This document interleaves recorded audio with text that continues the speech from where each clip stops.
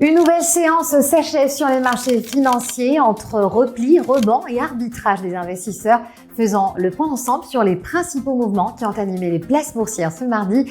Très heureuse de vous retrouver pour votre Flash Bourse. Alors à Casablanca, tout d'abord, la place boursière a terminé la séance dans le rouge dans un contexte marqué par un repli des principaux indices, une activité concentrée sur quelques valeurs phares de la cote.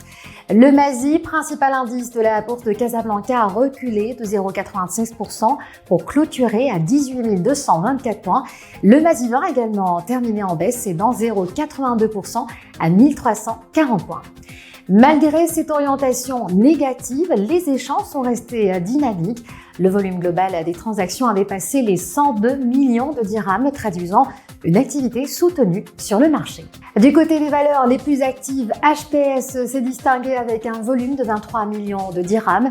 Elle devance ainsi Société des Boissons du Maroc avec 15 millions de dirhams échangés, puis à Tijari Wafa qui a enregistré un volume de 11 millions de dirhams. À l'issue de la séance de la capitalisation boursière de la place casablancaise s'est établie à plus de 1042 milliards de dirhams.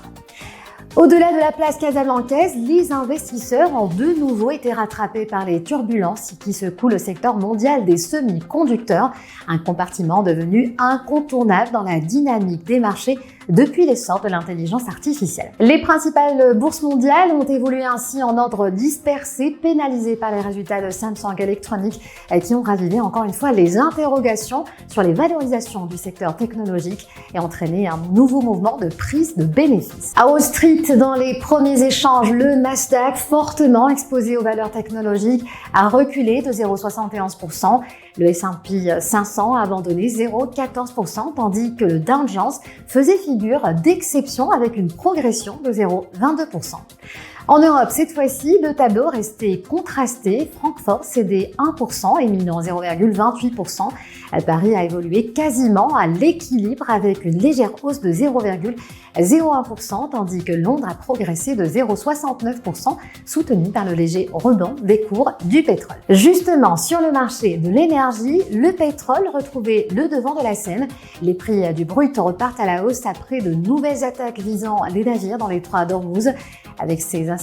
Avant ces incidents, le trafic dans le détroit était progressivement revenu entre 30 et 60 navires par jour, normalisation qui avait contribué au recul des cours ces dernières semaines.